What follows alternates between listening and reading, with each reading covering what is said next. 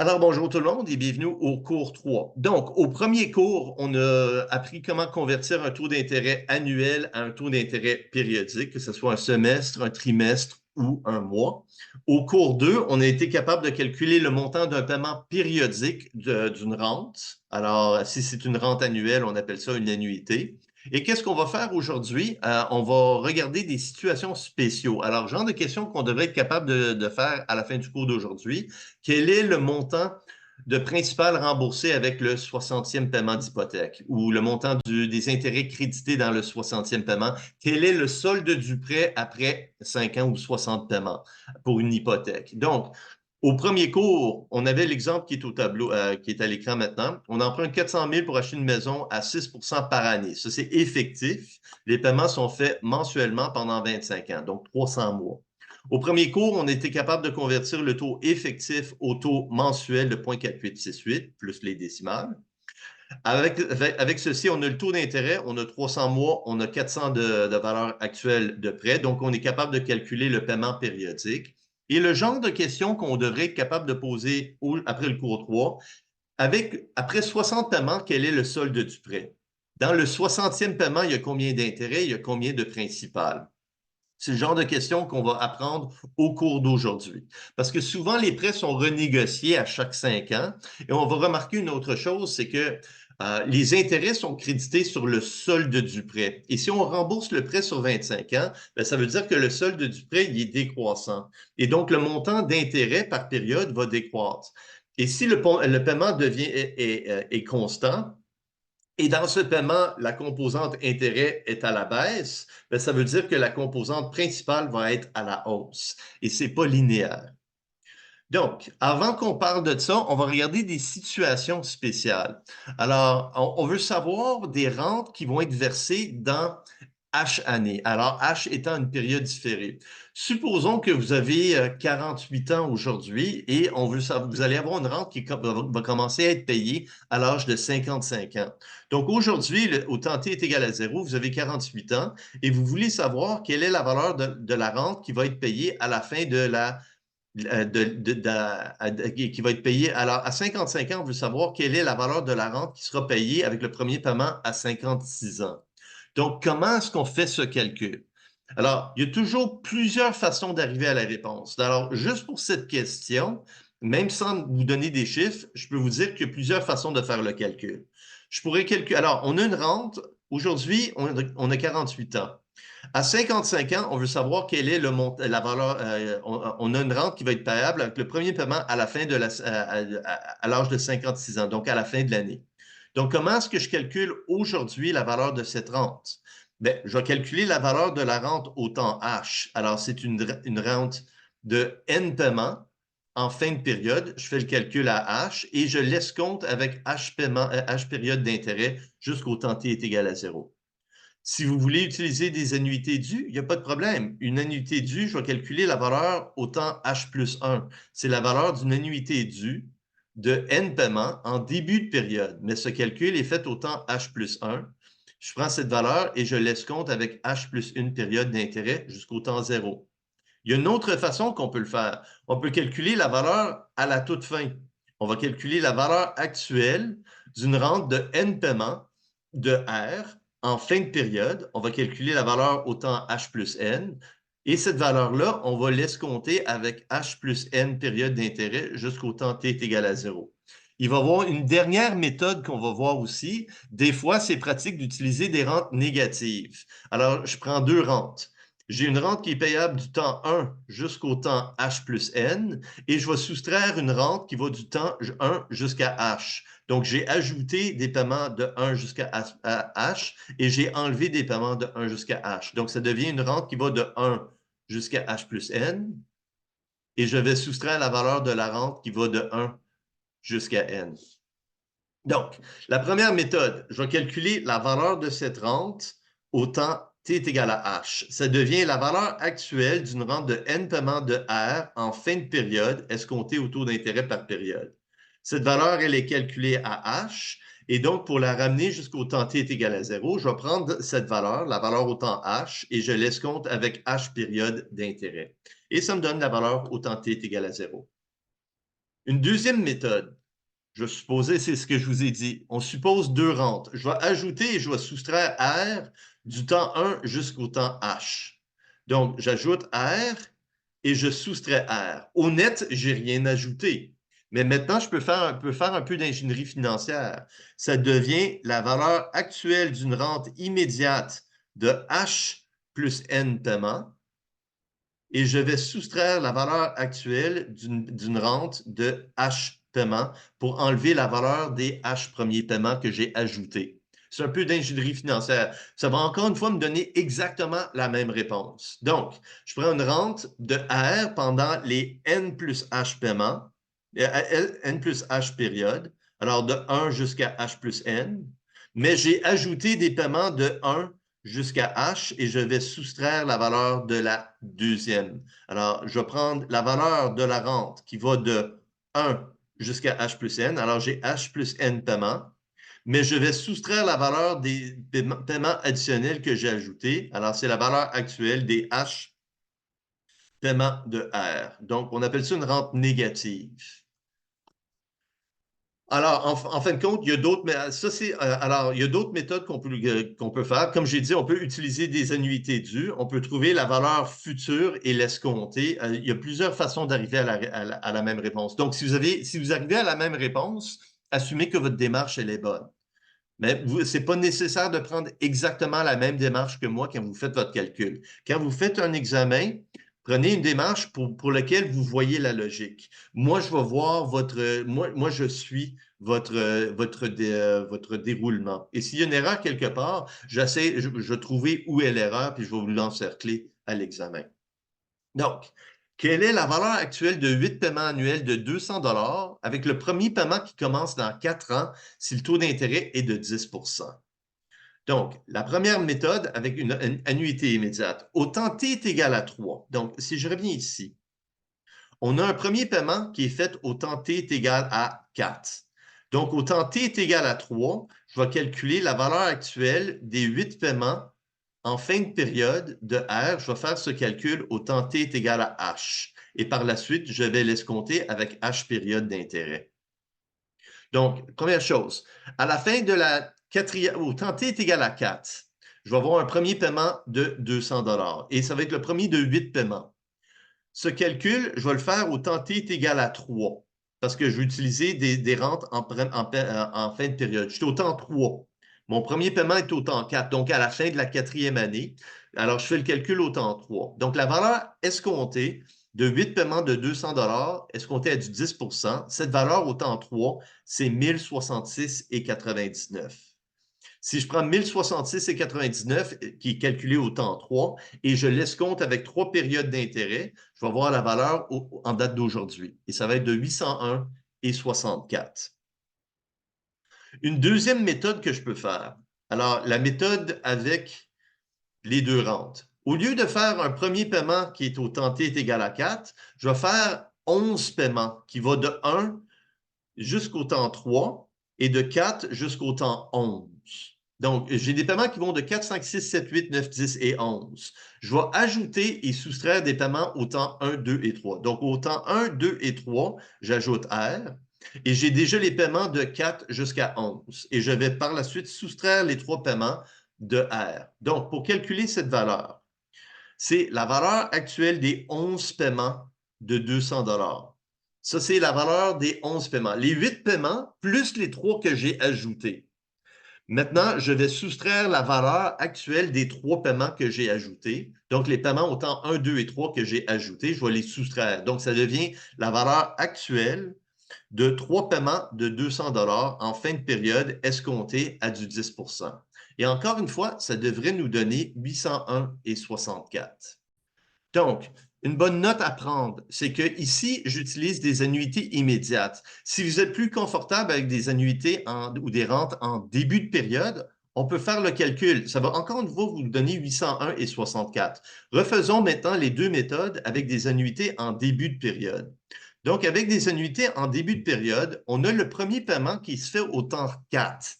On a des paiements qui vont du temps 4 jusqu'au temps 11. Donc, si on préfère des rentes en début de période, on peut se placer au temps 4 Et le premier paiement est en début de période, donc le premier paiement se fait au temps 4.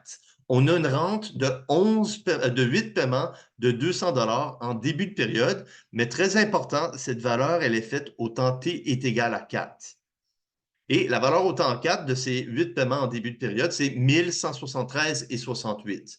Cette valeur est calculée au temps 4. Donc, si on veut ramener ça au temps t est égal à 0, on prend la valeur et on l'escompte à du 10 pendant 4 périodes pour ramener ça de 4 au temps 0. Et encore une fois, 801 et 64. Si on aime plus des annuités, si on utilise la méthode avec les rentes négatives, alors si je recule, si je reviens à la diapo ici, avec des rentes négatives, une annuité en début de période, j'aurai des paiements qui vont de 0, 1, 2, 3 jusqu'à 11. Mais maintenant, j'ai ajouté des paiements au temps 0, 1, 2 et 3. Il faut que j'enlève les paiements au temps 0, 1, 2 et 3. Donc, ce serait une rente de 12 paiements en début de période. Je fais ce calcul au temps 0.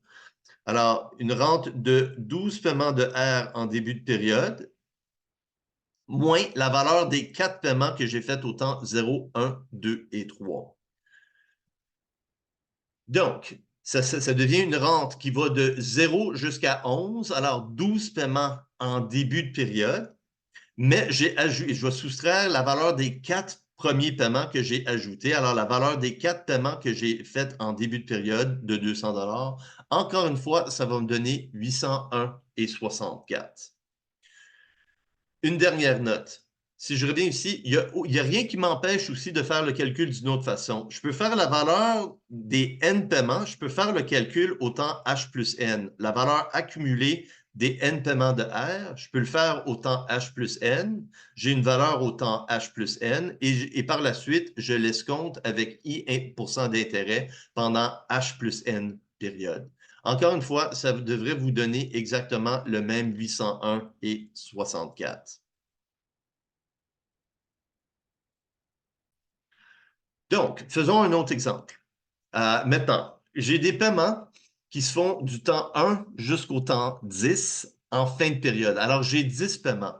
Mais les 4 premiers paiements sont de 5 000 Les 3 paiements suivants sont de 7 000 et les 3 derniers paiements sont de 9 000 Les paiements sont en fin de période. Donc, au temps 1, 2, 3 et 4, j'ai 5 000 Au temps 5, 6 et 7, j'ai 7 000 et au temps 8, 9 et 10, j'ai 9 000 Donc, les questions que je vous pose, quelle est la valeur actuelle et la valeur accumulée si le taux d'intérêt est de 6 Ici, on va dire que c'est un taux d'intérêt effectif de 6 Donc, en passant, les calculatrices BA2+, vous êtes capable de programmer la calculatrice. Si vous pesez le bouton Cash Flow, les Sharp ou la BA2+, il y a un bouton Cash Flow CF sur votre calculatrice.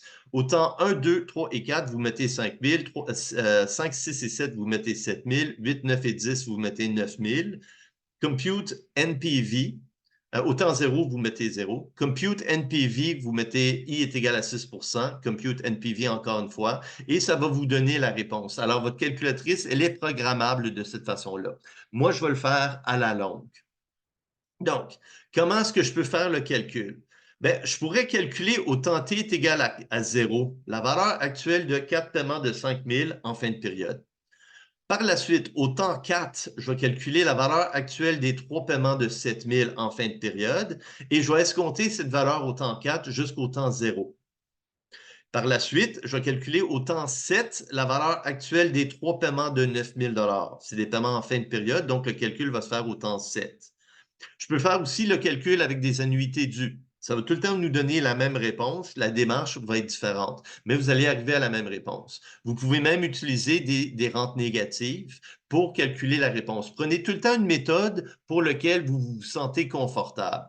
Et ne soyez pas gêné de prendre une étape ou deux de plus. Vous allez voir dans mes solutionnaires, je vois directement la réponse. Mais souvent, à l'examen, j'ai des étapes supplémentaires. Ne vous inquiétez pas, vous n'êtes pas pénalisé pour ça. Je vais vous demander tout le temps si vous arrivez à la bonne réponse, pensez que votre démarche, elle est bonne.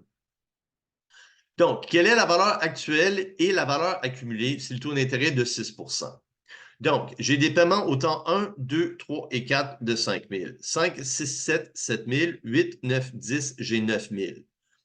Donc, qu'est-ce que je peux faire? Je peux calculer la valeur actuelle de ces 4 paiements au temps 0, plus la valeur de ces 3 paiements, je vais faire le calcul au temps 4, je l'escompte avec 4 périodes d'intérêt, plus la valeur actuelle de ces 3 paiements de 9 000, je vais le faire au temps 7 et je vais l'escompter avec de l'intérêt jusqu'au temps de 7 jusqu'à 0. Ça, c'est une méthode. Une autre méthode, si je préfère des annuités dues, la valeur de 4 paiements de 5 000 en début de période, je le fais au temps 1, je l'escompte avec une période. 3 paiements de 7 000, je fais le calcul en début de période au temps 5, je l'escompte avec 5 périodes. Et les 3 paiements de 9 000, je le fais au temps 8 et je l'escompte avec 8 périodes d'intérêt jusqu'au temps t est égal à 0. Encore une fois, il y a plusieurs méthodes. Alors, nous, on va faire quelques-unes de ces méthodes. Donc, la première méthode que nous, on va faire, on va tout simplement calculer la valeur au temps 0, c'est la valeur actuelle de 4 paiements de 5 000 $. Donc, j'ai 1, 2, 3, 4 paiements de 5 000 $ au temps t est égal à 0. Ça, c'est la valeur actuelle des 4 premiers paiements. Par contre, les 3 prochains paiements se font au temps 5, 6 et 7. Si je fais la valeur actuelle de ces 3 paiements, c'est au temps 4 et non au temps 0. Alors, je vais faire le calcul au temps 4 de ces 3 paiements, 3 paiements de 7 000 $. Et la valeur au temps 4, je vais l'escompter avec 1, 2, 3, 4 périodes d'intérêt. Alors, je vais passer de 4 jusqu'au temps 0. Les 3 derniers paiements de 9 000 $, si j'utilise des rentes en fin de période, ça devient la valeur actuelle de 3 paiements de 9 000 $. Donc, si c'est des rentes en fin de période, le calcul est au temps 7. Par la suite, cette valeur, je l'escompte avec 7 périodes d'intérêt de 7 jusqu'à 0. Et ça va me donner 48 145 et 81. Maintenant, si j'ai la valeur au temps 0, quelle est la valeur accumulée au temps 10? Bien, j'ai la valeur au temps 0. Si je prends ce chiffre et je l'actualise avec du 6 pendant 10 périodes, ça va me donner ma réponse. Mais nous, on va le faire à la longue. Alors, qu'est-ce qui va arriver? C'est que si j'utilise des rentes en fin de période, les 4 premiers paiements, je vais calculer la valeur accumulée de ces 4 paiements. C'est des rentes en fin de période, donc ce calcul se fait au temps t est égal à 4. Mais je veux la valeur au temps 10. Donc, la valeur au temps 4, je vais l'actualiser avec 1, 2, 3, 4, 5, 6 périodes d'intérêt. La valeur accumulée de ces 4 paiements, je le fais au temps 4 et je l'actualise avec 6 périodes d'intérêt pour avoir la valeur au temps 10. Ça, c'est la valeur future des 4 premiers paiements. Les 3 paiements de 7 000 $, je vais calculer la valeur accumulée de 3 paiements de 7 000 $. Vu que c'est des rentes en fin de période, le calcul se fait au temps t est égal à 7. Et cette valeur, je veux savoir quelle est la valeur au temps t est égal à 10. Donc, je vais l'accumuler avec 3 périodes d'intérêt. Donc, de 7 à 8 à 9 à 10. Et finalement, les 3 paiements de 9 000 $, je vais calculer la valeur au temps t est égal à 10. Donc, ça devient la valeur accumulée de 3 paiements de 9 000 $. Cette valeur, elle est calculée au temps t est égal à 10, donc pas besoin de l'actualiser davantage. Et ça va me donner 86 221 et 81. Maintenant, cette valeur ici, le 48 145 et 81, je peux la calculer, je peux programmer ma calculatrice, les Sharp et les BA2+, avec le bouton Cash Flow. Cash flow 1, 2, 3 et 4, je vais mettre 5 000. 5, 6, 7, je vais mettre 7 000. 8, 9 et 10, je vais mettre 9 000. Tous les autres vont être à 0, incluant le cash flow au temps 0, va être de 0. Taux d'intérêt est égal à 6 compute NPV, et ça va me donner le 48 000. Pour trouver la valeur future, on ne peut pas le faire avec avec le bouton cash flow. Mais par contre, on peut prendre le 48 145 et 81, qui est la valeur au temps 0, et on peut le multiplier par 1 plus le taux d'intérêt et l'actualiser pendant 10 périodes d'intérêt. Donc, 48 145 et 81 fois 1 plus i à la 10 va me donner la valeur future, 86 221 et 81.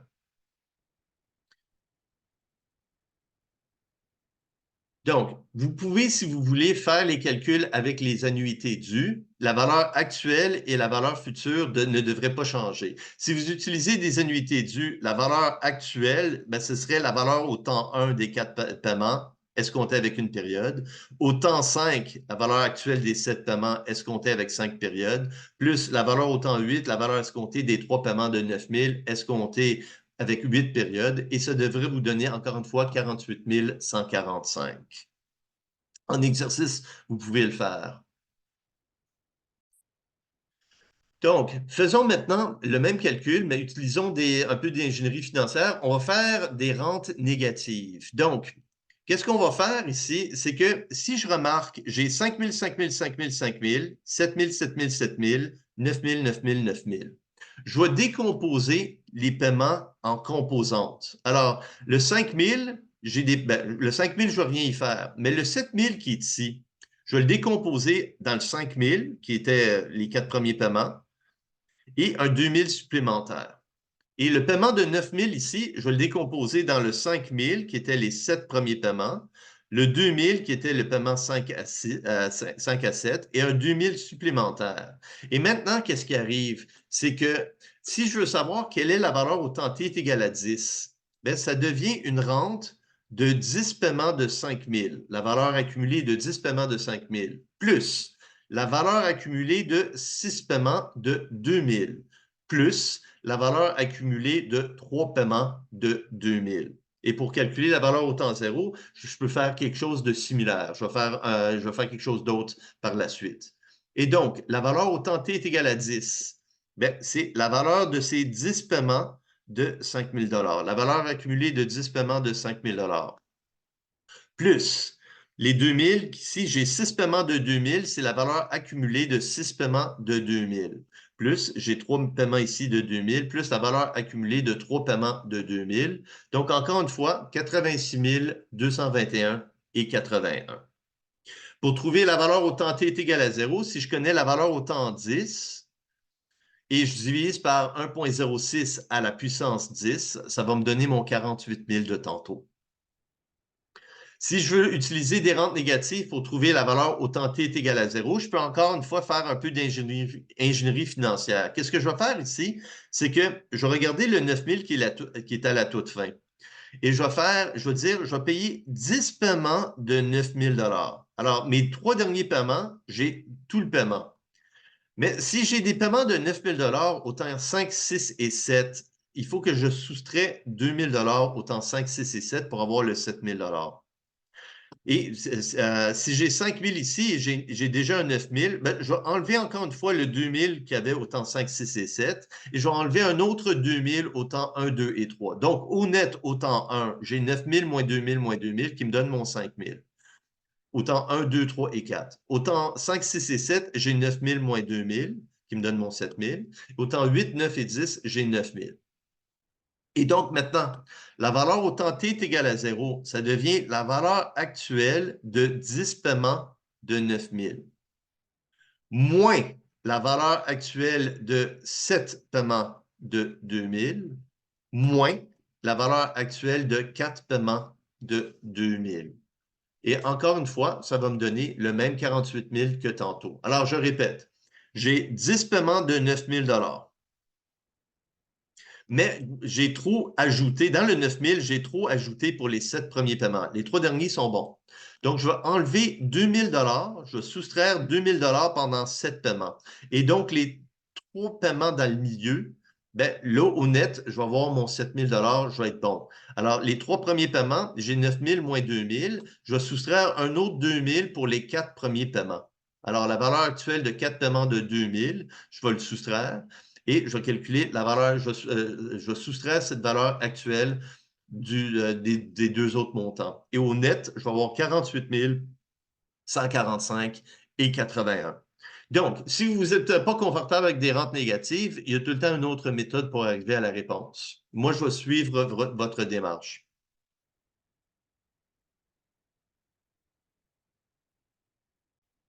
Donc, maintenant, qu'est-ce qu'on va voir? Au premier cours, on a calculé le taux d'intérêt périodique à partir du taux d'intérêt effectif. Au cours 2, on a calculé le montant du paiement périodique, supposons pour une hypothèque. Alors, on paie une hypothèque sur 25 ans. On calcule le paiement périodique. Maintenant, ce qu'on va faire, c'est qu'on va amortir un prêt sur sa vie. Donc, quand on emprunte, supposons qu'on emprunte 400 000 pour 25 ans, on va faire des paiements de R pour chacune des 300 prochains mois. À la fin de chacun des 300 prochains mois, on va faire le même paiement périodique. Mais au tout début, on a emprunté 400 000. Quand on va créditer des intérêts pendant la période, pendant n'importe quel de ces 300 mois, on va créditer des intérêts à l'intérieur du mois. Et l'intérêt qui va être crédité, ça va être à partir du solde du prêt en début de période. Alors, de l'intérêt, c'est tout simplement un loyer sur de l'argent. Alors, au début du mois, on avait un solde à rembourser. On va payer des intérêts sur ce solde. Mais le paiement périodique qu'on fait va être plus grand. Et donc, la différence entre qu'est-ce qu'on a payé en intérêt et notre paiement, ça va être la composante remboursement de prêt ou principal remboursé. Donc, on va faire des paiements périodiques de R sur les 25 prochaines années et nos intérêts vont décroître d'une période à l'autre parce qu'à chaque période, le solde va être à la baisse. Donc, le montant des intérêts va baisser. Mais notre paiement périodique, il va être constant. Et donc, si nos intérêts crédités baissent, ben, le montant du principal remboursé va croître. Alors, chaque paiement R contient une composante intérêt plus une composante principale. Et la somme des deux composantes, c'est notre paiement périodique R, le montant de notre hypothèque. Et au niveau comptable, l'intérêt, c'est une dépense qui est déductible d'impôt. Le remboursement de principal ne l'est pas. Donc, on va faire un exemple.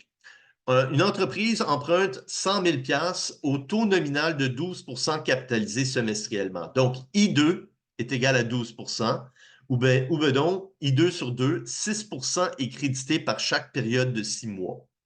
Cet emprunt est remboursable avec 8 versements égaux à la fin de chaque 6 mois. Donc, on va rembourser le prêt sur 4 ans avec 8 paiements périodiques. Quel est le montant du versement? Quel est le solde du prêt immédiatement après le 5e paiement? Et le solde du prêt va être la valeur actuelle des 3 paiements qui restent. Et on va aussi faire le tableau d'amortissement et on va regarder la composante intérêt et la composante principale pour chaque paiement. Donc, première question, quel est le montant du versement? Alors, j'ai 100 000 qui va être remboursé sur 8 paiements avec du 6 par période. Vous devriez être capable maintenant de convertir nominal à nominal à semestriel. Donc, 12 divisé par 2, c'est du 6 J'ai 8 paiements. La valeur présente, c'est 100 000. Compute paiement. Ça veut dire que je vais faire 8 paiements de 16 103 et 59 sur les 4 prochaines périodes à la fin de chaque 6 mois. Maintenant, quand on demande quel est le solde du prêt, au temps t est égal à 0, la valeur actuelle de 8 paiements de 16 103 et 59 vaut 100 000 $. Donc, à n'importe quel moment, on peut calculer le solde du prêt comme étant la valeur actuelle de tous les paiements qui restent. Et en fin de compte, en finance, la juste valeur marchande ou la valeur ou le prix de tout actif financier, de toute entreprise, de n'importe quel actif, c'est la valeur actuelle de tous les flux monétaires. Et ici, la valeur, les flux monétaires, c'est les paiements périodiques. Donc, c'est la valeur actuelle des paiements qui restent. Donc, au temps t est égal à 5, le solde du prêt, c'est la valeur actuelle des 3 paiements de 16 103 et 59 qui restent. Et donc, le solde du prêt, ici, il n'y a pas vraiment un terme pour le solde du prêt. Si vous voulez mettre solde, moi, j'ai mis OB pour Outstanding Balance. C'est comme ça que je l'ai appris, moi. J'ai fait mon cours à l'UQAM, mais nos livres étaient en anglais à l'époque. Outstanding Balance, après 5 paiements, la valeur du prêt, c'est la valeur actuelle, ou le solde du prêt, c'est la valeur actuelle. Donc, le solde du prêt, au temps T après 5 paiements, c'est égal à la valeur actuelle des 3 paiements de 16 000 qui restent à faire. Et donc, N est égal à 3, I est égal à 6, paiement est égal à 16 103, compute present value, la valeur actuelle des paiements ou la juste valeur marchande du prêt ou le solde du prêt, c'est 43 045 et 10. Et la valeur de tout actif financier, c'est tout le temps la valeur actuelle de tous les flux monétaires. Ici, les flux monétaires, c'est 16 103. Maintenant, On va payer 16 103,59, mais les montants des intérêts et les montants du principal remboursé à chaque période ne vont pas être constants. Le 16 103,59, il l'est. Donc, si on veut dresser le tableau d'amortissement, au temps t est égal à 0. Donc, après 0 paiement, au moment du prêt, on doit 100 000 ou le solde du prêt, le outstanding balance, c'est 100 000 au temps t est égal à 0. Au temps t est égal à 1. Alors, on est en train de créditer. Alors, il y a 8 paiements. Le premier paiement se fait à la fin de 6 mois. Au début des 6 mois, on devait 100 000 et on va faire un premier paiement de 16 000 On va faire un premier paiement de 16 000 dans 6 mois. Au temps t est égal à 1 au premier paiement.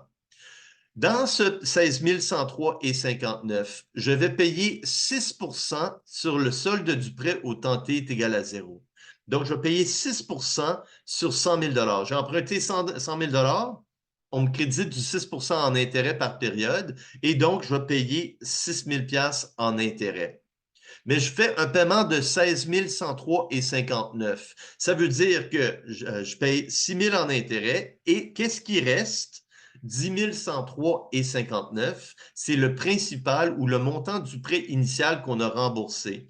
Donc, j'ai remboursé 10 103 et maintenant, mon solde, c'est 100 000 moins le remboursement de dette de 10 103. Il me reste toujours 89 896,41 à rembourser.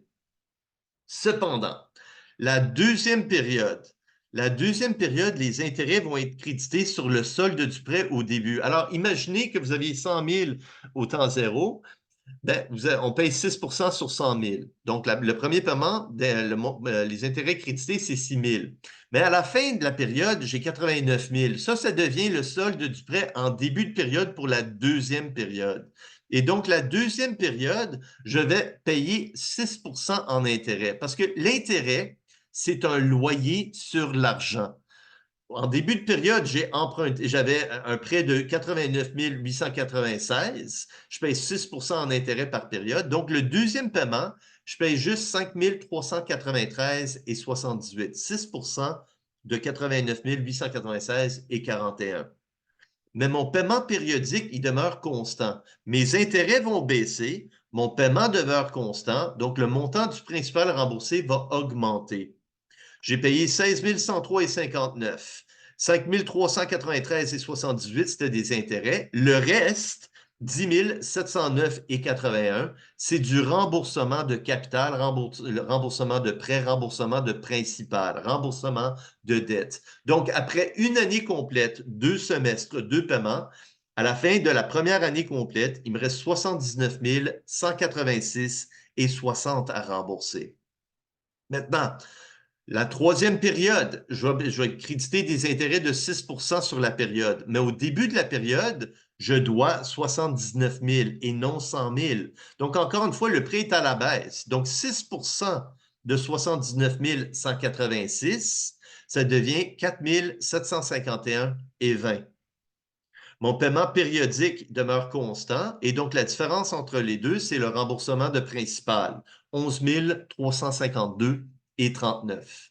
J'ai remboursé 11 352 de dette sur une dette de 79 186. Il me reste 67 834,20. Période 4.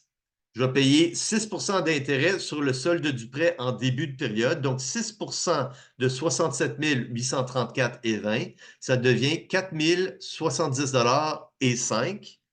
Mon paiement périodique, il est constant, 16 103,59. Et donc, de ce 67 834, je rembourse 12 033 et donc, il me reste 55 800,65 sous.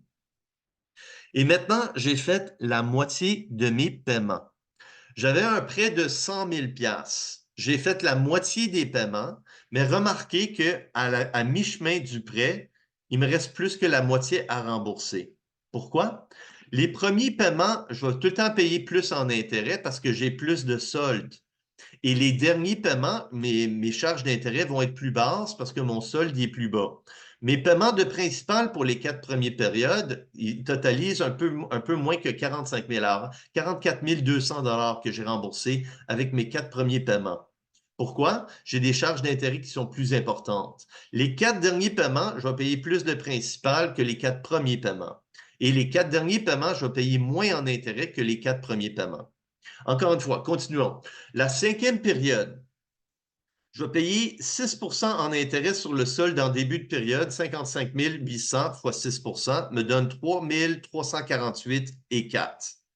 Je fais un paiement de 16 103 et 59. La différence entre les deux, c'est le capital remboursé, 12 755 et 55. Et le solde de mon prêt, c'est 43 045 et 10. On a calculé il y a quelques instants la valeur du prêt après 5 paiements, mais on l'a fait d'une façon différente. Alors, le solde du prêt, on l'a calculé à la diapo précédente, ici. Comment on l'a calculé? Mais c'est tout simplement la valeur escomptée des 3 paiements qui restent. Donc, à un examen, je ne vous demanderai pas de calculer tout le tableau d'amortissement. Si je vous demande de calculer quel est le solde du prêt après n'importe quel moment, la valeur du prêt qui reste à rembourser, c'est la valeur actuelle de tous les paiements qui restent. Si après un paiement, je vous demande c'est quoi le solde, vous pouvez le faire de cette façon-là. Mais le solde, c'est aussi la valeur actuelle des 7 paiements qui restent. Le solde au temps 2, c'est la valeur actuelle des 6 paiements qui restent. Et ainsi de suite, 3, 4, et la valeur actuelle des 3 paiements qui restent. Continuons. 6 de 43 045, c'est 2 582 et 71. J'ai payé 16 103 et 59. Et donc, la différence entre les deux, j'ai remboursé 13 520 et 88 de principal. Il me reste 29 524 et 21. 7e paiement, je vais payer 6 sur ce montant en intérêt, donc 1 771 et 45. Paiement constant de 16 103 et 59. La différence entre les deux, j'ai remboursé 14 332 et 14 de principal. Il me reste 15 192 et 7. Et donc, le 8e paiement, je vais payer 6 sur 15 192, 911 et 52. Paiement constant de 16 103 et 59. Et donc, je rembourse 15 192 et 7 de principal. Et donc, mon solde tombe à 0. Donc, je vous dis tout de suite, à un examen, les 3 questions suivantes vont se présenter. Quel est le solde du prêt après le 1, 2, 3, 4, 5, 6 ou 7 ou 8e paiement? Quel est le montant des intérêts crédités avec le 2e paiement? Quel est le montant du principal remboursé avec le 5e paiement? Maintenant, pour la première question, alors je vais vous montrer dans le recueil. Dans le recueil, il y a une section ici, astuces. C'est tous les pièges qui reviennent à tous mes examens. Je vous dis tout de suite, il y en a 9. Il y a 9 pièges qui reviennent à chaque examen. Alors, section astuces. Rente début de période versus rente de fin de période. C'est certain que vous en avez au moins une de chaque à l'examen. Paiement, alors, paiement d'une période à l'autre, c'est certain que ça revient. Une perpétuité, on va voir ça plus tard aujourd'hui et au prochain cours. Et 4, 5 et 6. Alors, quelle est la charge d'intérêt avec le énième paiement? Quel est le principal dans le énième paiement? Et quel est le solde du prêt après N paiement? Donc, souvent, des prêts hypothécaires sont renouvelables à chaque 5 ans au nouveau taux d'intérêt du marché avec des minimums et des maximums. Donc, on a besoin de calculer le solde du prêt sous les anciennes conditions après 5 ans. Et on renégocie le prêt à T est égal à 5. Mais autre question qui va arriver à l'examen, c'est certain que vous avez ces questions-là. Alors, ça arrive à chaque ancien examen. Alors, la question 4 et la question 5 de automne 2015, c'était ces questions-là. Je vais demander quel est le montant d'intérêt payé avec un certain paiement et quel est le montant du principal remboursé avec, ici, je dis avec le dernier paiement. Donc, pour faire ces calculs, voici comment on procède. Pour faire ces calculs, comment qu'on va faire? On doit commencer par calculer le solde du prêt au début de la période. Donc, si je vous dis quel est le montant des intérêts crédités avec le premier paiement, alors je dois calculer quel est le solde du prêt après 0 paiement, alors qui était 100 000. et on multiplie ce solde par 6 %. En exercice, faites l'exercice de la section astuce. Alors, l'astuce 4, faites l'astuce 4 pour cette question-là. Quel est le montant des intérêts payés avec le 37e paiement? Donc, qu'est-ce qu'on doit faire? On doit calculer le solde du prêt après 36 paiements et l'intérêt avec le 37e paiement, c'est tout simplement le taux d'intérêt fois le solde du prêt. Et ça va nous donner le montant des intérêts. Erreur commune à l'examen, vous allez me calculer le solde après 37 paiements et vous allez multiplier par le taux d'intérêt. Donc, c'est le solde du prêt en début de période fois le taux d'intérêt. Autre question qu'il va avoir à l'examen, quel est le principal à rembourser qui est remboursé avec le énième paiement? Donc, pour faire ce calcul, il y a deux façons qu'on peut le faire. Comment qu'on peut le faire? Ben, on peut trouver le solde. Si je vous demande quel est le principal remboursé avec le troisième paiement, le 11 352 qui est ici. Ben, qu'est-ce que je peux faire? C'est que je vais calculer le solde du prêt après 2 périodes.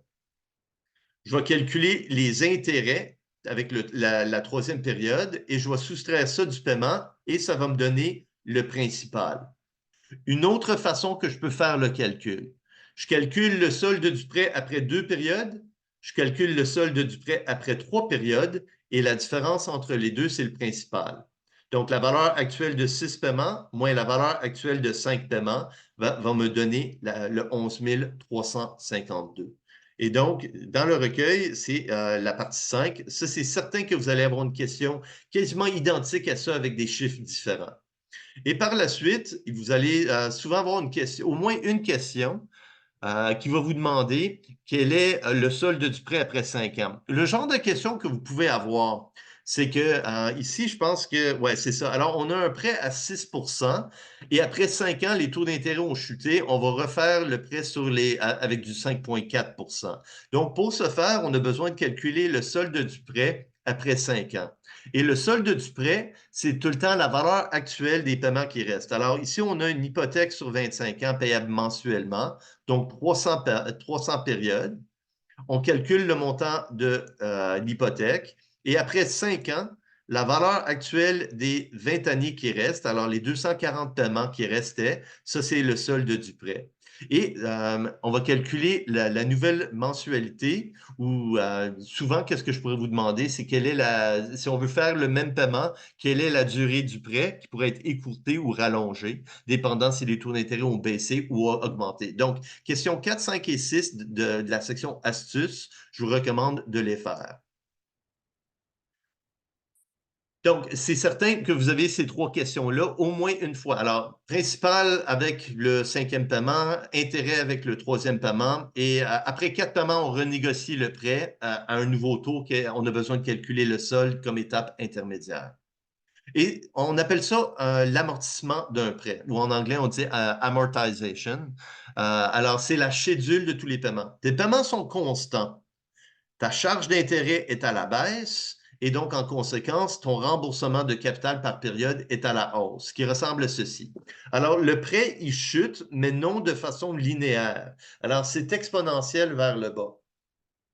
Donc, il va y avoir les premiers paiements, nos remboursements de principal sont plus bas, donc le solde du prêt, il accélère plus qu'on avance dans le prêt.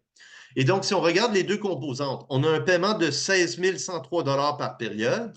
Notre premier paiement d'intérêt, c'est le plus élevé, il était de 6 000 et chaque paiement subséquent est plus bas.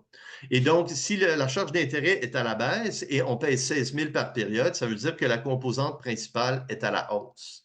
Le dernier paiement périodique va avoir ton remboursement de capital par période le plus élevé et ton premier paiement va avoir la charge d'intérêt la plus élevée. Ton premier paiement va avoir le remboursement de capital le moins élevé et ton dernier paiement va avoir la charge d'intérêt le moins élevé.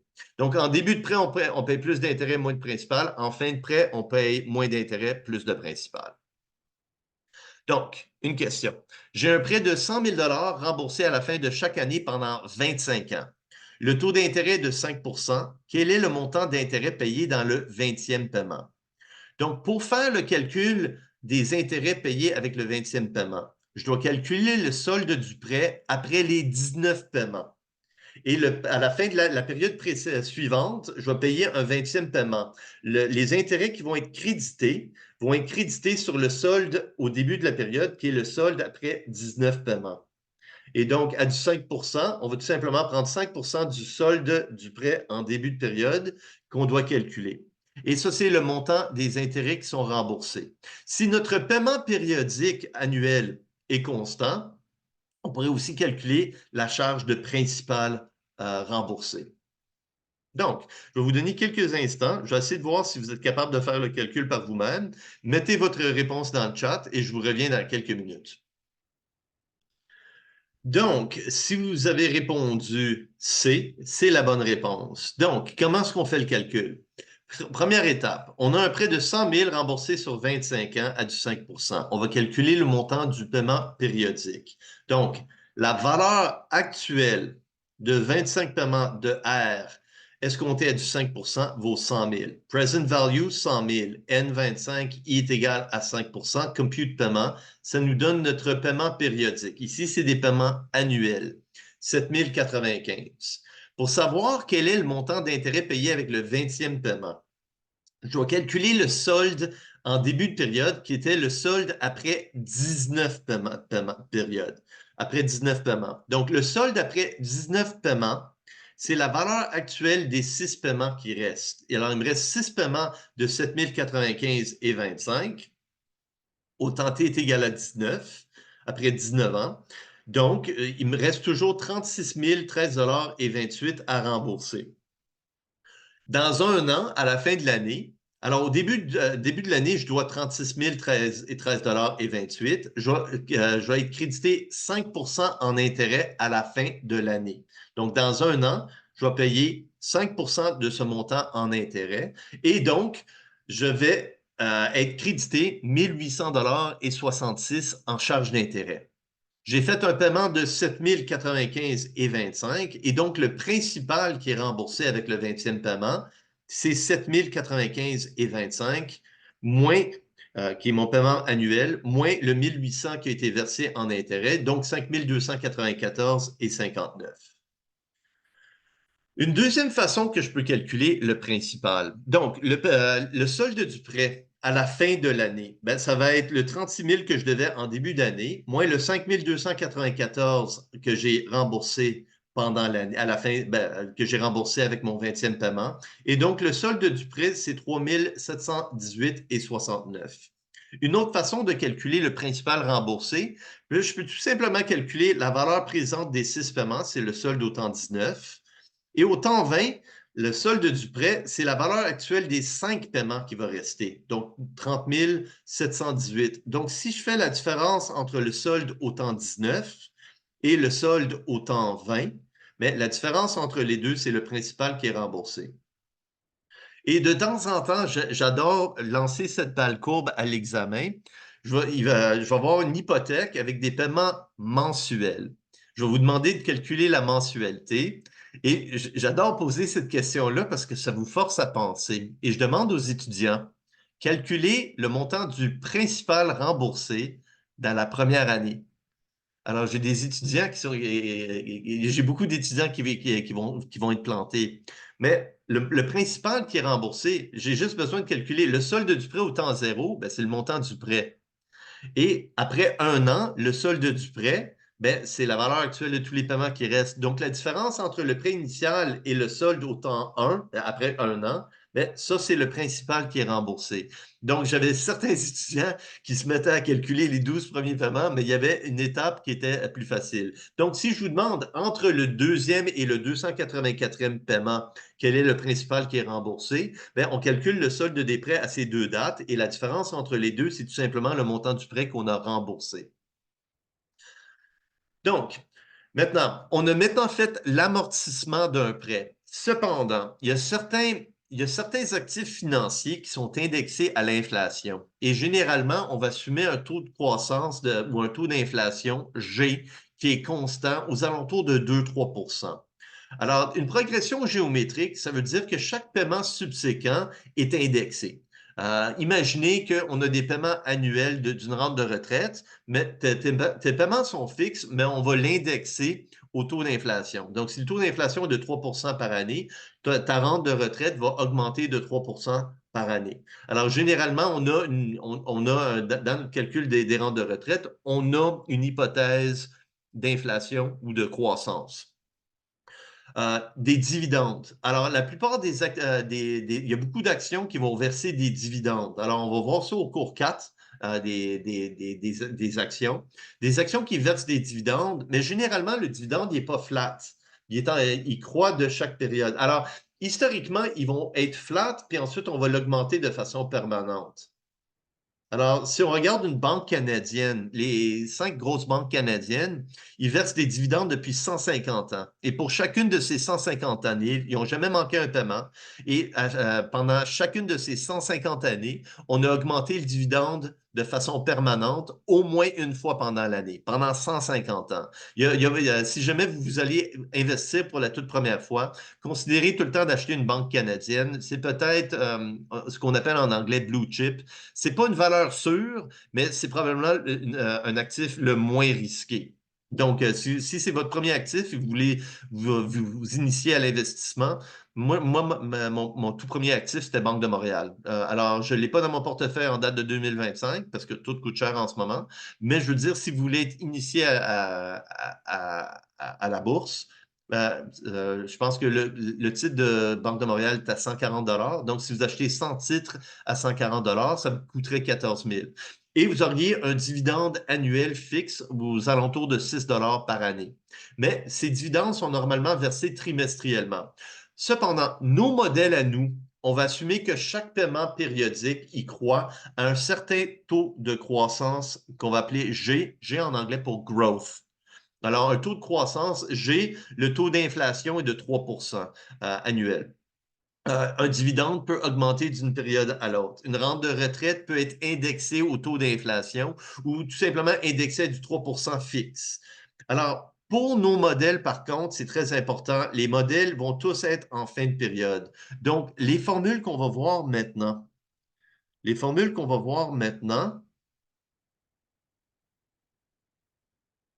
alors, toutes les formules qu'on va voir pour le restant du cours, ce sont les annuités en progression géométrique et les perpétuités. Alors, ils vont avoir une composante G. Alors, une perpétuité, c'est tout simplement une rente perpétuelle ou une rente à l'infini. Donc, on va regarder des rentes en progression géométrique, puis par la suite, on va regarder des rentes qui sont en progression géométrique à l'infini. Si jamais le taux de croissance est de 0, ben ça devient tout simplement nos formules qu'on a vues jusqu'à présent. Alors, si la croissance, elle est nulle, ben ça devient les formules qu'on a vues au cours précédent. Donc, on est au temps t est égal à 0. Dans une période, on va avoir un premier paiement de R. Et notre hypothèse, c'est que chaque paiement subséquent va croître au taux de croissance G. Donc, si on a 1000 pièces et tous les paiements ils vont croître de 10 on a 1000 pièces au temps 1, on va avoir 1100 $ au temps 2, on va avoir 1210 $ au temps 3, on va avoir 1331 $ au temps 4 et ainsi de suite. Chaque paiement subséquent va croître de 10 En tout, on va avoir n paiements, au temps 1 jusqu'au temps n.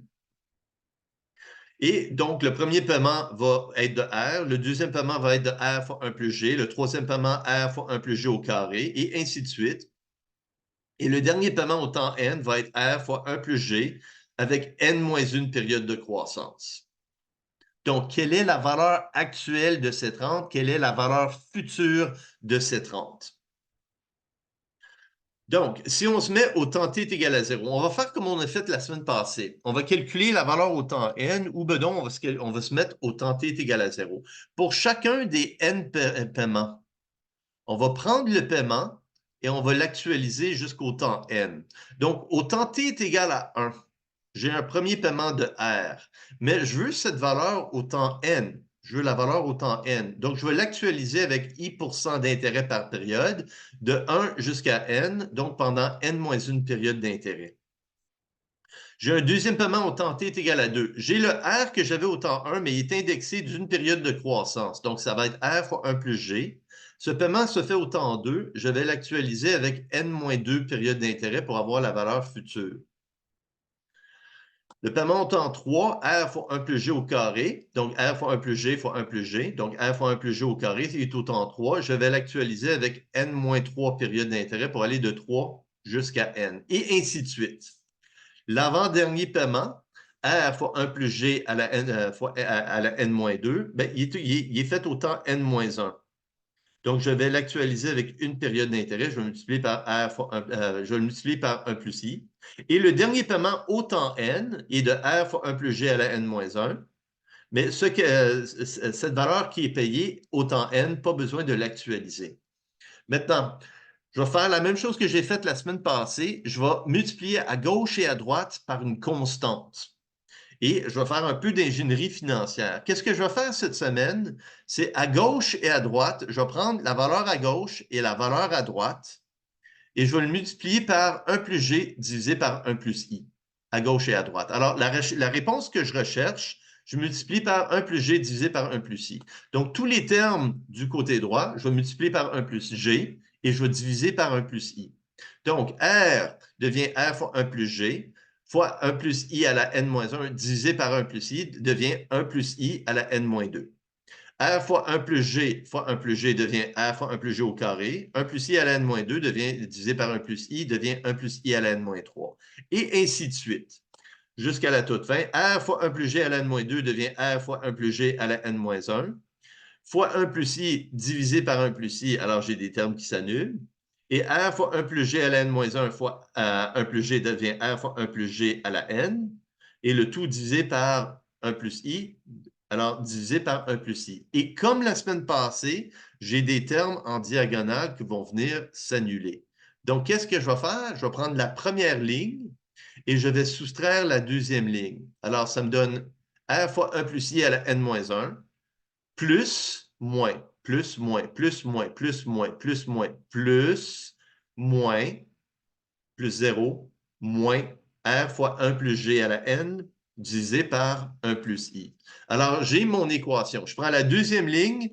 Alors, j'ai pris la deuxième ligne moins la première ligne. Donc, ça devient ça, plus, moins, plus, moins, plus, moins, plus, moins, moins ça. Et donc, 1 plus G divisé par 1 plus I fois la réponse moins la réponse me donne le dernier terme de la deuxième ligne moins le premier terme de la première ligne. Toutes les autres lignes, ils s'annulent. Tous les autres termes, ils s'annulent. Donc ici, à gauche et à droite, qu'est-ce que je peux faire? C'est que je peux multiplier à gauche et à droite par 1 plus I. Parce que qu'est-ce qui va arriver? C'est qu'il y a des 1 plus I au dénominateur, il y a des 1 plus I partout. Si je multiplie à gauche et à droite par 1 plus I, qu'est-ce qui arrive? C'est que ça va me donner 1 plus G fois la réponse, moins 1 plus I fois la réponse, fois R plus 1 plus G à la N, le 1 plus I disparaît, moins R fois 1 plus I à la N moins 1 fois 1 plus I, alors le moins 1 va disparaître. Alors, l'équation devient un peu moins lourde. 1 plus G fois la réponse, moins 1 plus I fois la réponse, ben, c'est égal à R fois 1 plus G à la N moins 1 plus I à la N. Alors, j'ai des termes, j'ai factorisé le R, et j'ai des termes qui se sont annulés. Qu'est-ce qui me donne? Du côté gauche. Alors, G moins I fois la réponse me donne R fois, ici, je vais factoriser le 1 plus I à la N. Donc, ça devient 1 plus G à la N moins, divisé par 1 plus G divisé par 1 plus I à la N moins 1. Et une petite note, c'est très important. Pour que cette formule fonctionne, le taux de croissance devrait être plus petit que le taux d'intérêt. Alors, je veux dire, si on a des rentes qui vont à l'infini et chaque paiement subséquent croisse de 10 mais le taux d'intérêt est de 7 notre fonction va diverger. Alors, notre calcul sera impossible. Donc, généralement, on assume que le taux d'intérêt est plus grand que le taux de croissance. Donc, qu'est-ce que je vais faire ici?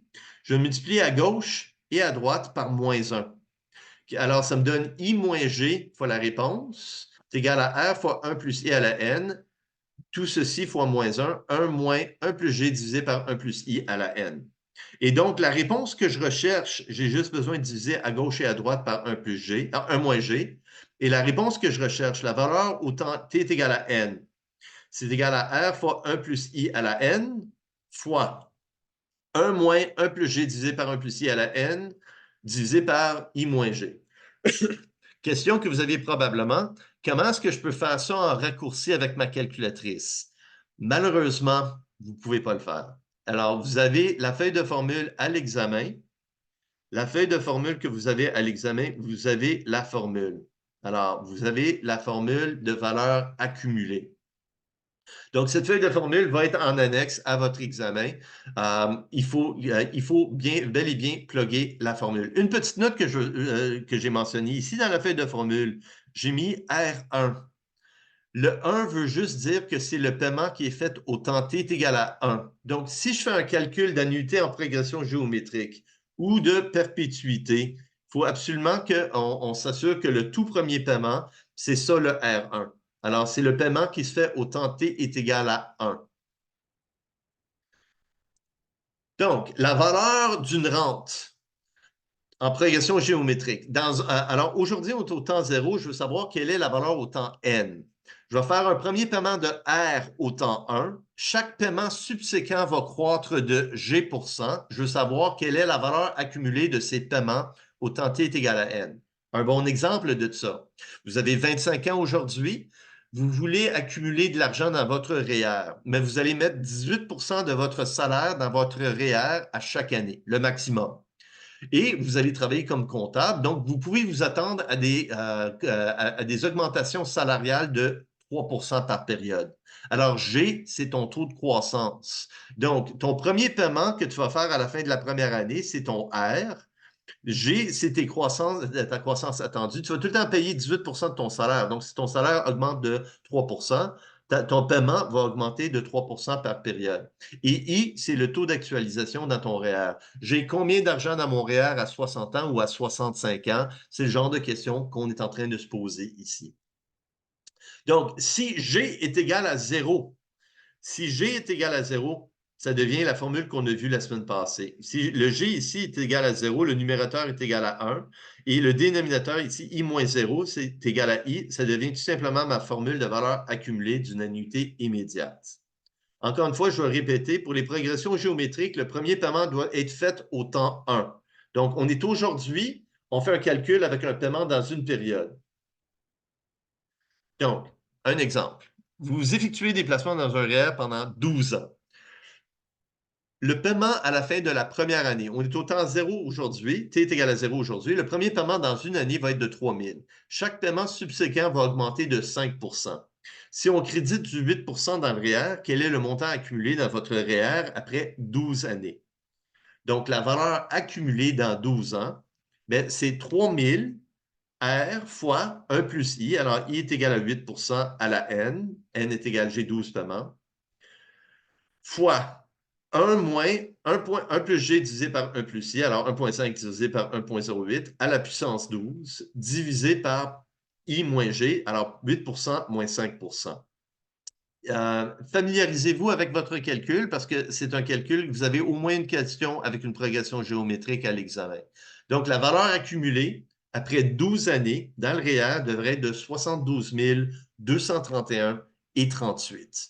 Il n'y a pas de raccourci avec votre calculatrice, à moins que vous rentrez les 12 cash flows dans votre calculatrice, mais même ça, il y a des bonnes chances qu'il va y avoir des erreurs de pitonnage. Donc, vous pouvez calculer les 12 prochains cash flows puis rentrer ça dans votre calculatrice, mais vous n'êtes pas capable de faire des calculs de valeur future. Vous pouvez juste faire des calculs de valeur actuelle, qui est la prochaine formule qu'on va voir. Donc, la valeur actuelle, si à la fin de n périodes, j'ai une valeur de R fois 1 plus I à la n fois 1 moins 1 plus G divisé par 1 plus I à la n divisé par I moins G. Ça, c'est la valeur au temps t est égal à n. Si je veux la valeur au temps t est égal à 0, je prends cette valeur et je la divise par 1 plus I à la n. Donc, je prends toute cette formule et je la divise par 1 plus I à la n. Donc, ça va être une formule relativement proche de la formule que vous venez juste de calculer. Alors, si vous remarquez, ces deux formules, valeur au temps n et la valeur au temps 0. La valeur au temps 0, c'est tout simplement la valeur au temps n escomptée avec n période d'intérêt. Alors, je prends toute cette formule et je divise par 1 plus i à la n. Alors, j'ai le 1 plus i à la n ici qui disparaît. Donc, valeur actuelle. La valeur actuelle au temps zéro, c'est tout simplement la valeur future ou la valeur accumulée divisée par 1 plus i à la n. Alors, je laisse compte avec n périodes d'intérêt. Donc, la valeur au temps t est égale à 0, c'est la valeur future, a fois 1 plus i à la n fois 1 moins 1 plus g divisé par 1 plus i à la n divisé par i moins g.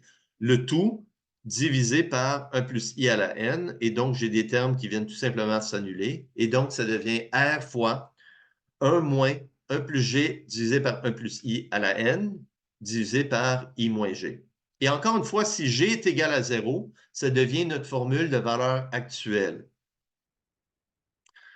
Donc, une rente de retraite débute à 55 ans. Le premier paiement, à 55 ans, est de 30 000 et chaque paiement subséquent est indexé de 4 par année. Le dernier paiement est à l'âge de 80 ans. Donc, ici, il y a une autre pogne. J'ai un premier paiement à 55 et j'ai un dernier paiement à 80 ans. Il y a combien de paiements? Et juste pour vous dire, c'est une pogne qui revient dans chacun de mes examens. Alors, c'est, je pense, l'astuce numéro 3. Alors, si je regarde dans le recueil, non, ça c'est une perpétuité immédiate. C'est ça, paiement de X à X plus N inclusivement. Alors, si je vous dis que le premier paiement est à 55 et le dernier paiement est à 56, ce n'est pas un paiement, c'est deux paiements. Donc, il faut inclure les bornes. Alors, je vous dis tout de suite que c'est une autre pogne qui revient dans tous mes examens. Mais je vous le dis d'avance, c'est quoi mes pognes. Donc, quelle est la valeur à 48 ans? Donc, premièrement, il y a deux points ici, parce que la formule qu'on a pour le calcul d'une annuité en progression géométrique, le premier paiement doit être dans une période. Donc, le premier paiement est à 55 ans. Donc, cette formule, je peux juste faire le calcul à 54 ans. Et deuxièmement, il faut que je m'assure que j'ai le bon N qui est ici, le bon nombre de paiements. Donc, à 54 ans, le premier paiement est à 55 ans. Alors, dans une période, à 55 ans, j'ai 30 000 qui est payé. C'est le premier paiement. Le paiement dans une période. J'ai 26 paiements. J'ai un paiement de 56 à 80 inclusivement. Alors, de 55 à 56 inclusivement, c'est deux paiements. De 55 à 80 inclusivement, c'est 26 paiements. Au moins une fois à l'examen, vous allez avoir cette pogne. Puis, je veux dire, quand vous allez travailler comme comptable, vous allez compter des périodes, c'est certain. Donc, la valeur à 54 ans, c'est 383 687. Alors, 30 000 fois 1 moins 1 plus g divisé par 1 plus i à la n, n étant 26, divisé par i moins g. À 54 ans, cette rente vaut 383 687 et 33. Cependant, je veux savoir c'est quoi la valeur à 48 ans. J'ai la valeur à 54 ans. La valeur à 48 ans, c'est tout simplement la valeur à 54 ans escomptée avec 6 périodes d'intérêt. Donc, je vais escompter la valeur à 54 ans avec du 10 pendant 6 périodes. Et donc, la valeur de cette rente en date d'aujourd'hui, 216 581 et 50. Si j'investis aujourd'hui à 48 ans 216 581 et 50 et j'assume du 10 je vais avoir un premier paiement à l'âge de 55 ans de 30 000. Et chaque paiement subséquent va croître de 4 par année et mon dernier paiement va avoir lieu le jour de mon 80e anniversaire. 26 paiements en tout. Continuons. Des annuités spéciales. OK. Alors, si jamais une période, ce n'est pas un an, il faut que je convertis le taux d'intérêt et le taux de croissance dans un taux périodique. Donc, ici, si une période, c'est un an, le taux de croissance et le taux d'intérêt vont être des taux annuels. Alors, le taux de croissance va tout le temps être effectif. Je ne vais jamais mettre ça en nominal. Mais si par contre, chaque paiement croît à chaque mois, mon taux de croissance puis mon taux d'intérêt doit être périodique. Alors, ça doit être des taux mensuels. Donc, je dois les convertir en taux d'intérêt périodique. Et toutes mes formules vont fonctionner. Alors, toutes ces formules ici, j'ai mis I et G de façon générique. Je n'ai pas dit que c'était effectif, mais ce serait plate que je mettrais IM sur M pour toutes les équations. Donc, c'est le I générique, mais c'est le I, le taux d'intérêt par période. Donc, j'ai une hypothèque de 100 000 payée mensuellement sur 25 ans. Le taux d'intérêt fixe est égal à 10 capitalisé semestriellement. Donc, le taux d'intérêt, c'est un taux nominal, convertible 2 fois par année ou crédité 2 fois par année.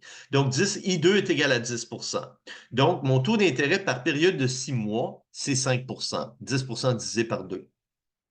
Quel est le versement mensuel? Le problème, c'est que mon hypothèque est payée mensuellement.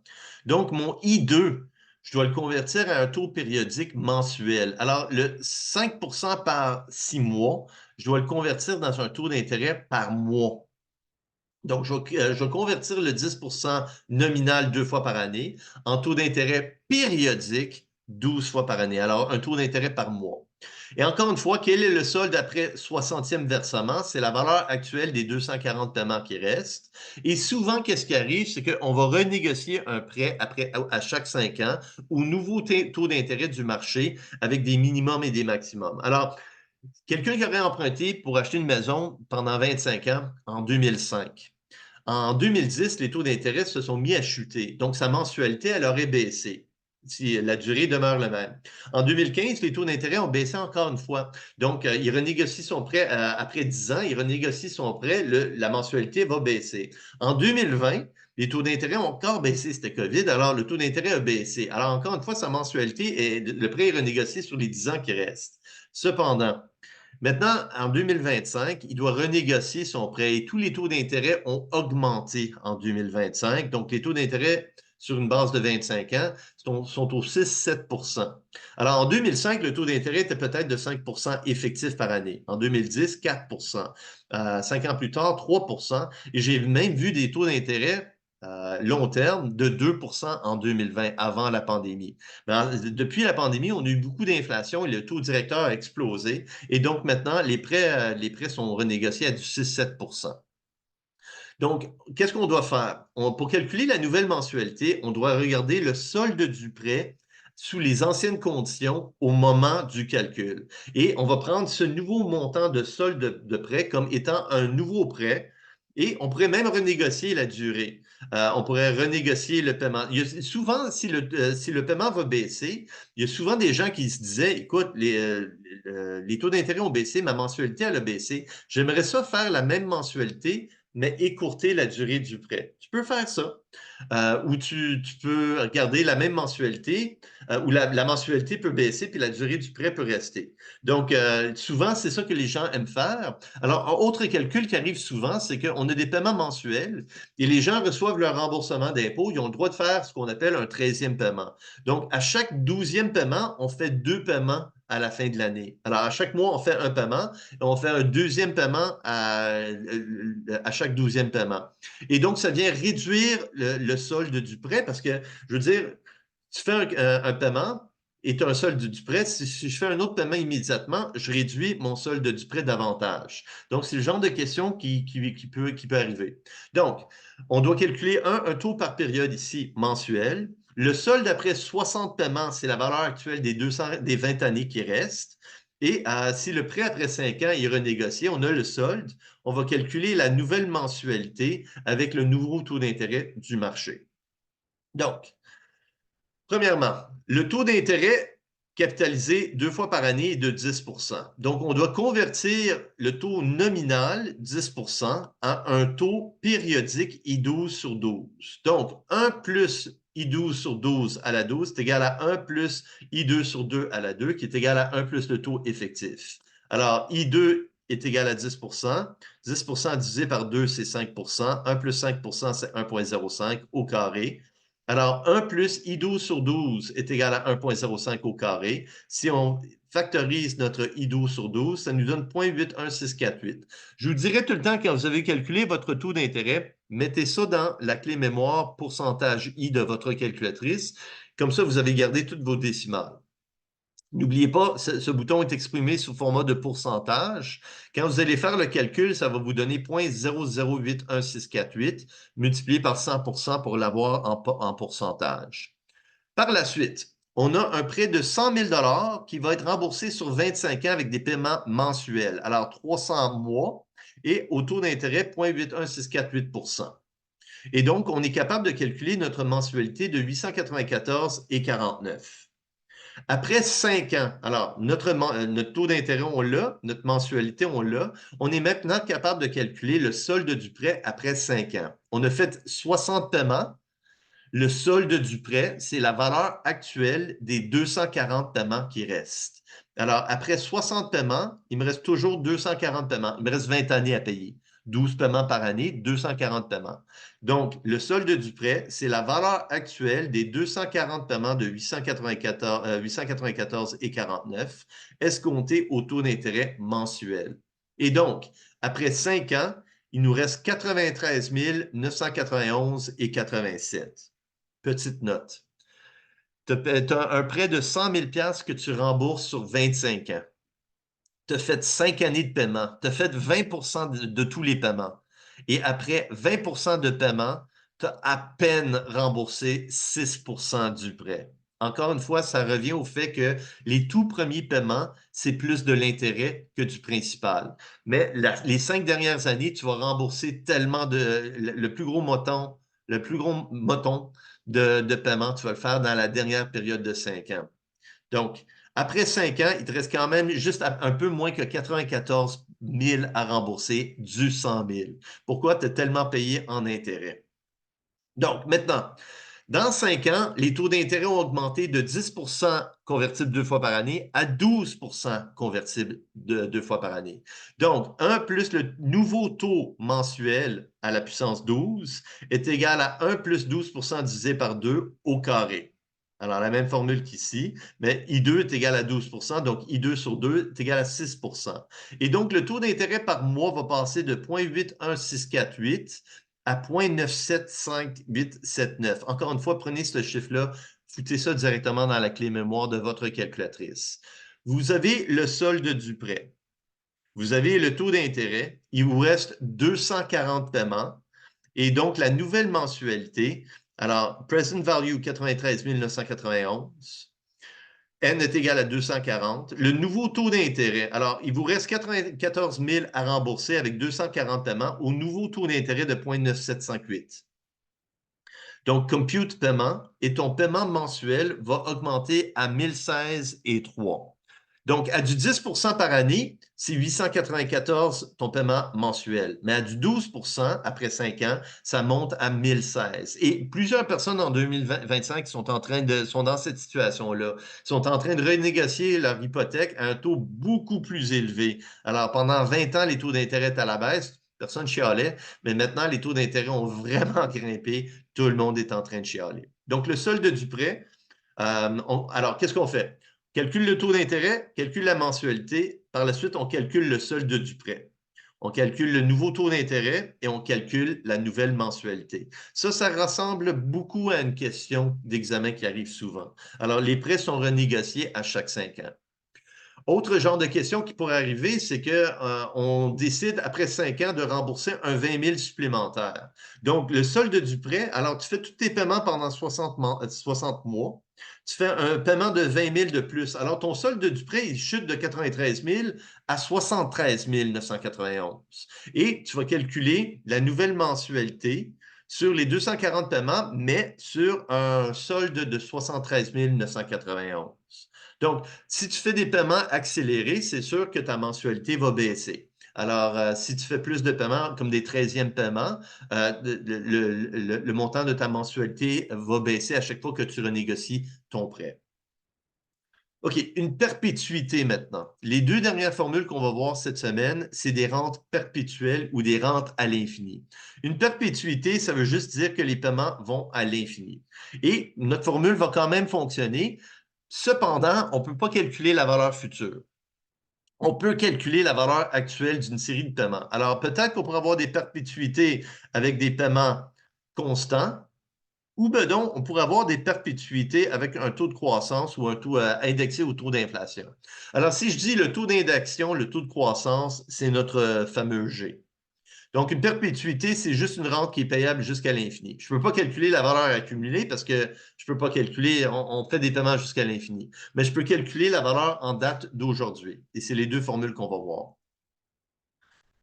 Donc, c'est une rente qui est payable du temps 1 jusqu'à l'infini. Et nous, encore une fois, pour ces formules-là, alors c'est pour ça que je l'ai mis dans la feuille de formule, le premier paiement doit être fait au temps 1. En date d'aujourd'hui, on est capable de calculer la valeur d'une rente à l'infini qui commence dans une période. Maintenant, il se peut qu'on ait un autre paiement aujourd'hui, mais on va tout simplement séparer les deux rentes. Alors, si je ne me trompe pas, c'est aussi dans la section astuces. Alors, dans la section astuces, des fois, j'ai des perpétuités. C'est ça. Alors, la perpétuité immédiate. Alors, le premier cash flow doit être à la fin de la première période. Donc, si je dis que le premier paiement, il va être versé aujourd'hui, sachez que je vais tout simplement sortir le premier paiement et on va plugger la formule. Donc, encore une fois, je vous propose de faire l'astuce 3 du recueil.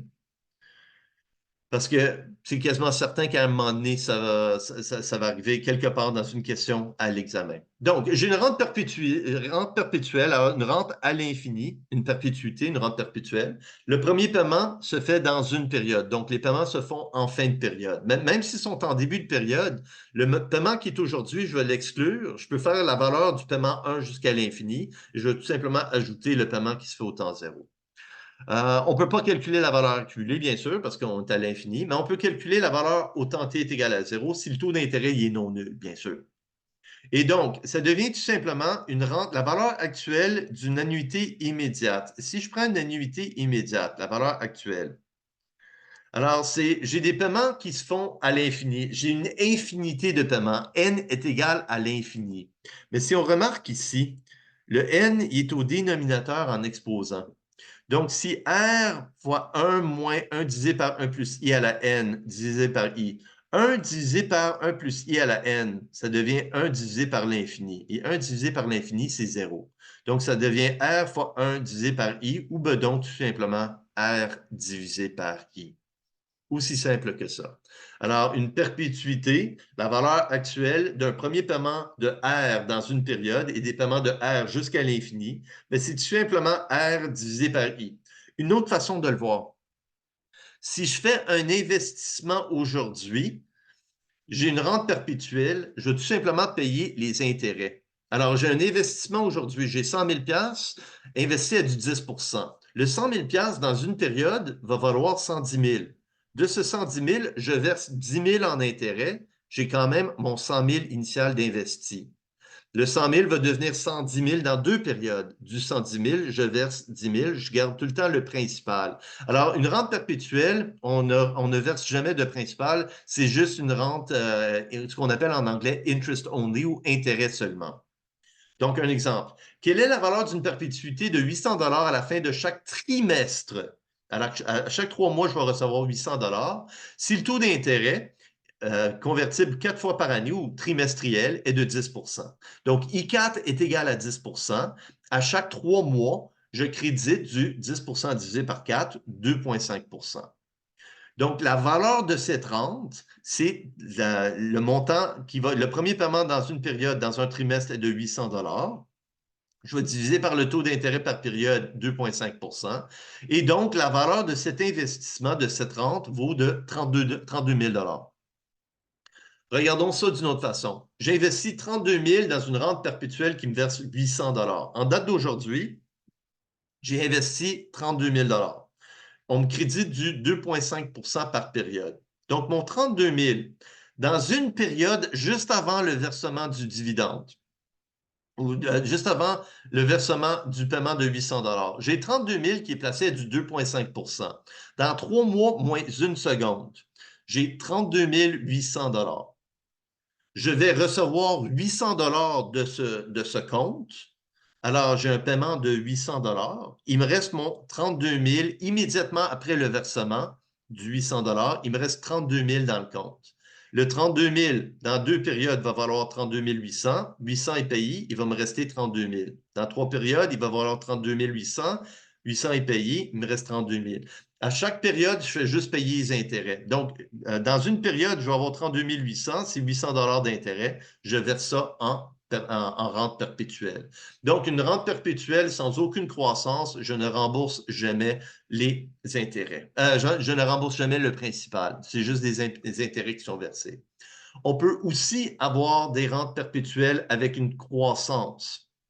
OK, alors, avant de faire ça, on va revenir. Si je vous dis quelle est la valeur actuelle d'une rente perpétuelle de 150 par période en début d'année. Donc, le premier paiement se fait aujourd'hui. Et c'était ça l'astuce que je vous ai montré. Alors, une perpétuité avec le premier paiement versé aujourd'hui. Si le premier paiement versé aujourd'hui, on doit exclure le premier paiement et les paiements de 1 jusqu'à l'infini, ben, c'est notre formule, R divisé par I. Alors, la valeur actuelle des paiements de 1 jusqu'à l'infini, c'est R divisé par I. Je fais juste ajouter le paiement qui se fait en date d'aujourd'hui. Donc, comment est-ce qu'on fait le calcul? J'ai une rente de 150 qui est versée aujourd'hui. Alors, la valeur de 150 aujourd'hui, c'est 150. Plus une rente de 150 qui commence dans une période qui vaut 150 et qui est perpétuelle. Donc, la valeur des paiements du temps t est égale à 1 jusqu'à l'infini, mais c'est R divisé par I. 150 divisé par 7 et j'ai un 150 de plus qui se fait en date d'aujourd'hui. Alors, c'est comme si j'ai deux rentes. J'ai une première rente qui me paye 150 aujourd'hui et une deuxième rente qui commence dans un an de 150 qui va jusqu'à l'infini. Donc, la valeur de mes deux rentes, la somme des deux, c'est 2292. Je vais avoir beaucoup d'étudiants qui vont faire comme erreur, qui vont me donner 2142,86. Pourquoi? Le premier paiement se faisait en date d'aujourd'hui. Donc, ça devient tout simplement la valeur au temps t est égale à 0. La valeur d'une perpétuité de 150 Le premier paiement est fait au temps 1 et est payable jusqu'à l'infini, plus un paiement de 150 en date d'aujourd'hui. Et finalement, la dernière formule, c'est une perpétuité en progression géométrique. Maintenant, on a déjà vu une progression géométrique. Alors, une annuité en progression géométrique, encore une fois, on ne pourrait pas calculer la valeur au temps n parce qu'on est à l'infini. Mais on peut calculer la valeur au temps t est égale à 0. Quelques notes. Le taux d'intérêt doit nécessairement être plus grand que le taux de croissance. Pourquoi? Regardons une façon absurde de regarder ça. Pendant 20 ans, Apple, la compagnie Apple, elle avait un taux de croissance de 15 à 20 par année, qui était, à court terme, c'est possible, mais à long terme, je veux dire, elle avait même des années de 25 Supposons que tu es une compagnie comme Apple, qui croît du 25 Ça veut dire que l'ampleur ou la grandeur de l'entreprise a double en valeur à chaque 2 ans.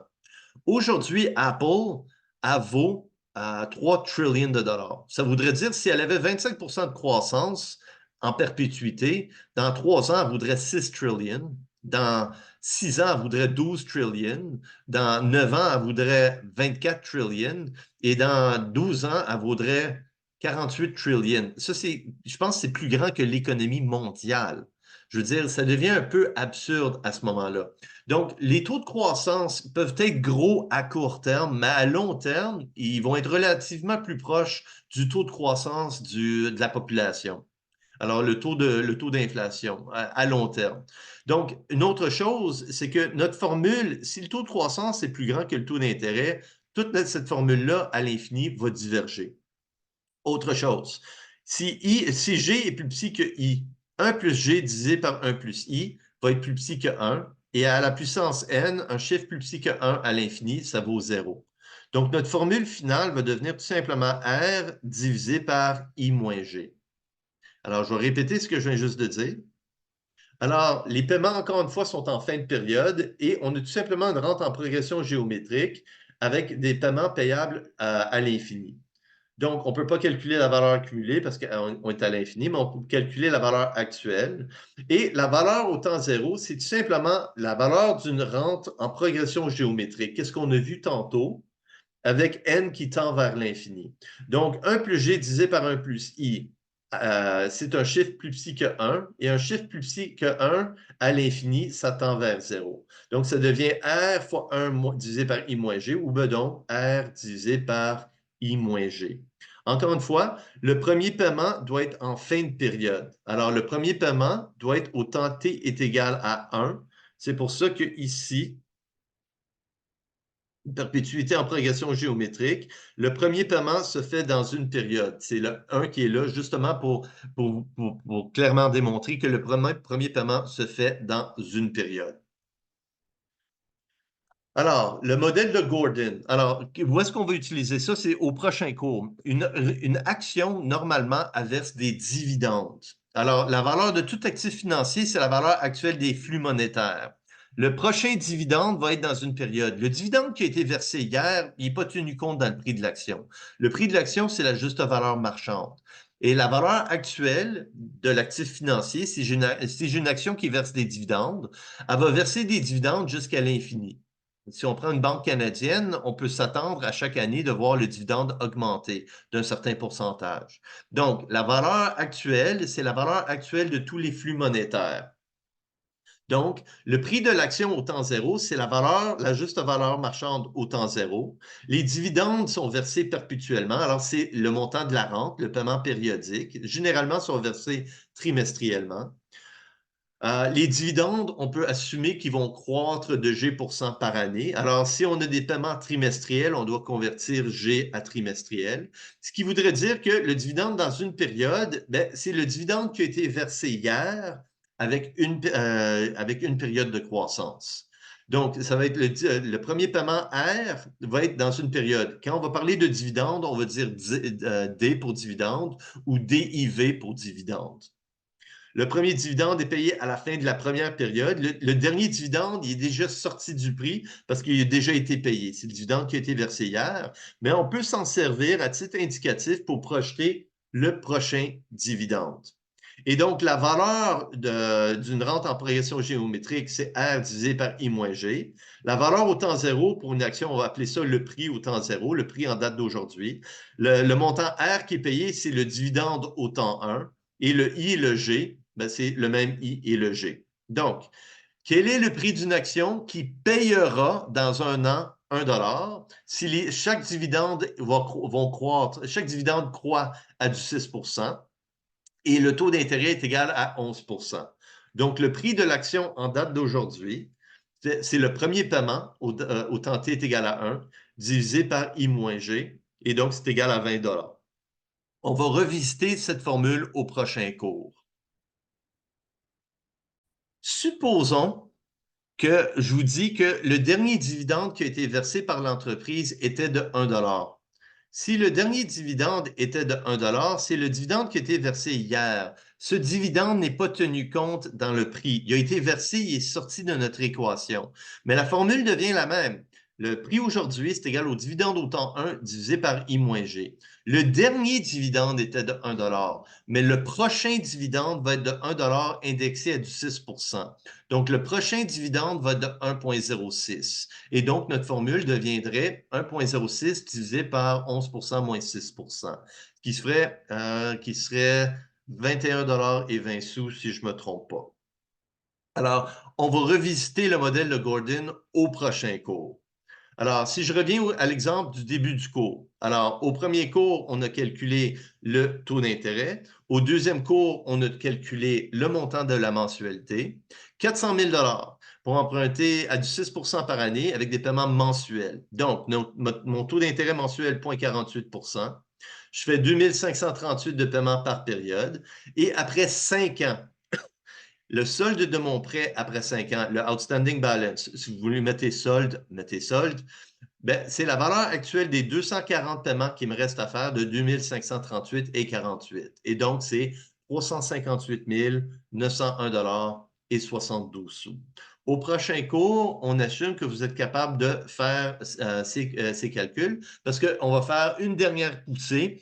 Et au prochain cours, on va voir les actions ordinaires, les actions privilégiées et les obligations. Alors, les obligations, quand je parle d'obligations, Je pourrais parler de bons du Trésor, mais c'est surtout des obligations corporatives. Alors, c'est les trois sources de financement d'une entreprise. Alors, c'est le cours Finance 1. Alors, les trois sources de financement préférées par les entreprises, de la dette, des passifs, des actions ordinaires et de temps en temps, on va avoir des preferred shares.